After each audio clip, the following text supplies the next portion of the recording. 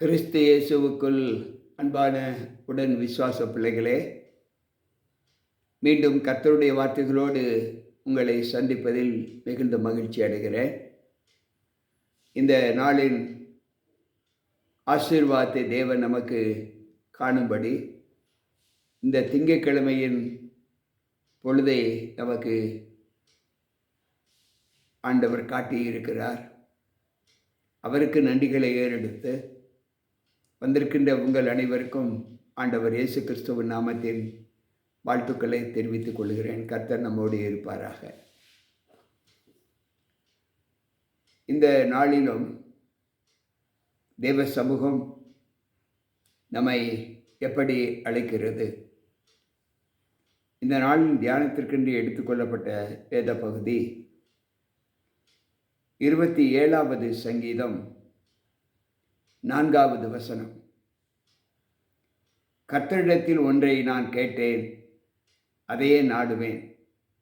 நான் கர்த்தருடைய மகிமையை பார்க்கும்படியாகவும் அவருடைய ஆலயத்தில் ஆராய்ச்சி செய்யும்படியாகவும் நான் என் ஜீவனுள்ள நாளெல்லாம் கர்த்தருடைய ஆலயத்திலே தங்கியிருப்பேன், அதையே நாடுவேன் என்று சொல்லுகிறார். இன்றைக்கு இந்த வார்த்தை நமக்கு என்ன சத்தியத்தை போதிக்கிறது? தேவனிடத்தில் நான் ஒன்றை கேட்டேன், அதையே நான் பிரியப்பட்டு அதை பின்பற்றி செல்லுவேன். கர்த்தருடைய மகிமையையும் நான் பார்க்கும்படி அவருடைய ஆலயத்தில் நான் ஆராய்ச்சி செய்யும்படியும் நான் என் ஜீவனுள்ள நாளெல்லாம் கர்த்தருடைய ஆலயத்தில் தங்கி இருப்பதையும் நான் விரும்புகிறேன். கர்த்தருடைய மகிமையை நான் நாடுவேன், பார்ப்பேன். எங்கு பார்ப்பேன் என்றால் ஆலயத்திற்கு சென்று பார்ப்பேன். ஆலயத்திற்கு சென்று அவருடைய வேத வாக்கியங்களை ஆராய்ச்சி செய்வதற்கு ஆலயத்திற்கு செல்வதை நாடுவேன், அதில் பிரியப்படுவேன் என்று சொல்லுகிறார். கர்த்தருடைய ஆலயத்திற்கு போவோம் வாருங்கள் என்று சொன்னபோது மிகுந்த மனமகிழ்ச்சியாக இருந்தேன். இன்றைக்கு ஆலயத்திற்கு செல்வதில் எப்படிப்பட்ட நாட்டத்தை நாம் தேவ சமூகத்தில் பெற்றிருக்கிறோம் என்பதை யோசித்து பார்ப்போம். ஆவியானவருடைய வல்லமை நம் அனைவருக்குள்ளும் இருக்கிறது என்றால் அந்த வல்லமையின் பலத்தை நாம் எப்படி பெற்றிருக்க வேண்டும் என்பதை யோசித்து பார்ப்போம். அன்பு பிள்ளைகளே, ஆண்டவர் வார்த்தை சொல்லுகிறது, 26வது சங்கீதம் 8வது வசனம் சொல்லுகிறது, கர்த்தாவே, உமது ஆலயமாகிய வாசஸ்தலத்தையும் உமது மகிமை தங்கிய ஸ்தானத்தையும் வாஞ்சிக்கிறேன். உமது ஆலயமாகிய வாசஸ்தலம், அந்த ஆலயம்தான் எனக்கு வீடு. அந்த ஆலயத்தை விட்டு நான் பிரிந்து செல்வதற்கு எனக்கு வேறு மார்க்கம் இல்லை.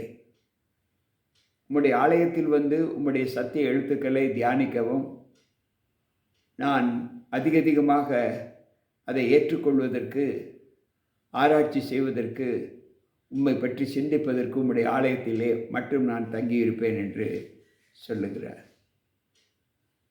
எனக்கு பிரியமான தேவ பிள்ளைகளே, சற்று யோசிப்போம். ஆண்டவர் சொல்லுகிற வார்த்தை நம்முடைய வாழ்க்கையில் நாம் தேவனுக்குள் பெற்றிருக்கிற அனுபவங்கள் எப்படிப்பட்டதாக இருக்கிறது? 65வது சங்கீதம் சொல்லுகிறது, உம்முடைய பிரகாரங்களில் வாசமாய் இருக்கும்படி நீர் தெரிந்து கொண்டு சேர்த்து கொள்ளுகிறவன் பாக்கியவான். உம்முடைய பரிசுத்த ஆலயமாக உமது வீட்டில் நன்மையால் திருப்தியாகும். அன்பு பிள்ளைகளே, ஆலயம் செல்வதில் நமக்கு எவ்வளவு பெரிய ஆசீர்வாதங்களை ஆண்டவர் வைத்திருக்கிறார் என்பதை இந்த வார்த்தை நமக்கு கற்றுக் கொடுக்கிறது. உம்முடைய பிரகாரங்களில் வாசமாய் இருக்கும்படி நீர் தெரிந்து கொண்டு சேர்த்து கொள்ளுகிற மனுஷன் பாக்கியவான். உம்முடைய பரிசுத்தமாகிய ஆலயத்தின் வீட்டிலே நான் நன்மையை நான் புசிப்பேன். நன்மை எனக்கு உம்முடைய ஆலயத்தில் இருந்து கிடைக்கிறது என்று சொல்லுகிறார். இன்றைக்கு ஆலயம் செல்வதிலே நாம் எவ்வளவு பின்தங்கிய நிலையில், உற்சாகமற்ற நிலையில் இருக்கிறோம் யோசித்து பார்ப்போம். ஆனால் ஆலயம்தான் நமக்கு அவ்வளவு முக்கியம். ஆலயத்திலிருந்து வரக்கூடிய, கேட்கக்கூடிய பாடல்களும் தெய்வீக சப்தமும் நம்முடைய இருதயத்தை மாற்றும் என்பதை நாம் எல்லோரும் அறிய வேண்டும். நாம் பயணப்பட்டு செல்லுகிற இடங்கள் பலவிதமான இடங்களாக இருந்தாலும், அந்த பயணங்களிலே நாம் தேவனுக்கு செலுத்தக்கூடிய மகிமை எப்படிப்பட்டதாய் காணப்படுகிறது என்பதை சற்று யோசித்து, அந்த வார்த்தைகளுக்கு கீழாக நம்முடைய ஜீவிதத்தை நாம் ஆண்டவருக்கென்று அர்ப்பணம் செய்யும்போது, நமக்குள் இருக்கிற தெய்வீக வல்லமை ஆண்டவரை இன்னும் ஈர்க்க செய்கிறது என்பதை நாம் உணர வேண்டும். கர்த்தர் நல்லவர் என்பதை ருசித்து பாருங்கள்.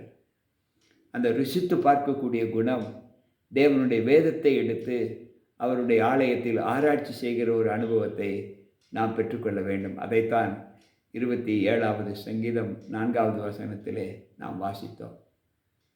எனக்கு பிரியமான தேவ பிள்ளைகளே, இந்த நிலை நம்மை தேவ சமூகத்தில் எப்படியெல்லாம் நம்மை பலப்படுத்துகிறது என்பதை யோசித்து பார்ப்போம்.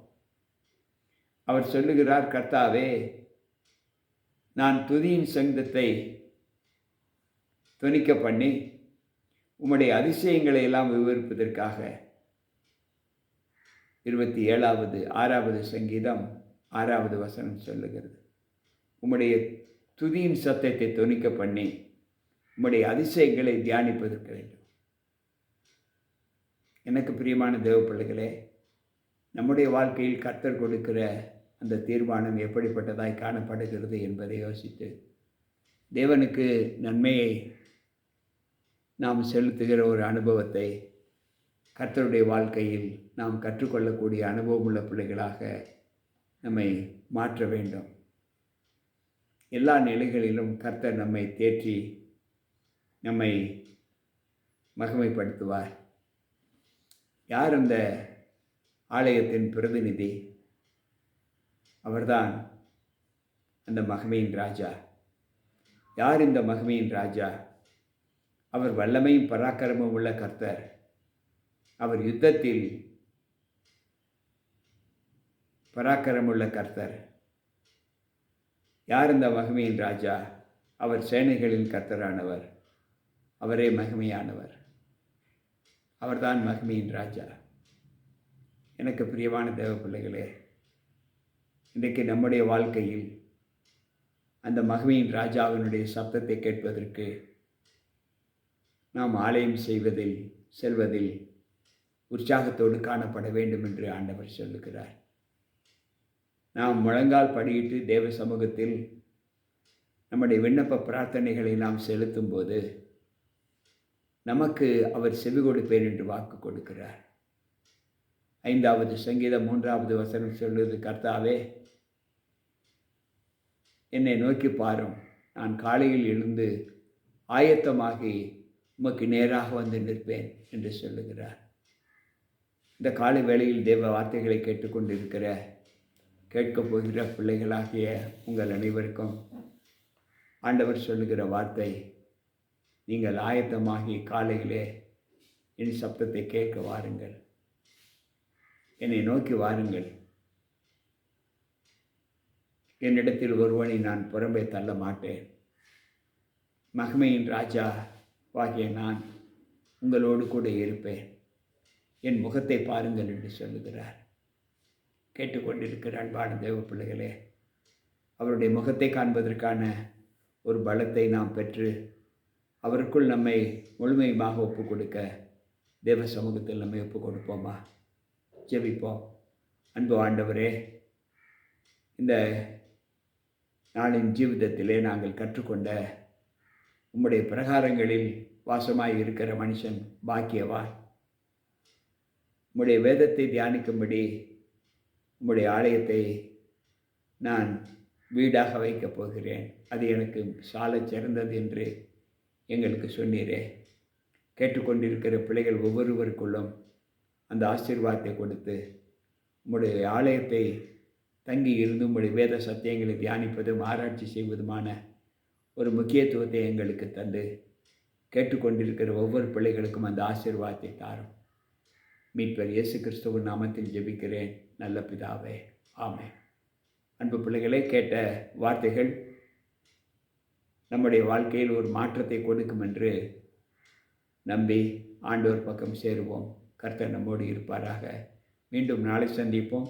உங்கள் போதகர் ஜி.கே. ராபர்ட்.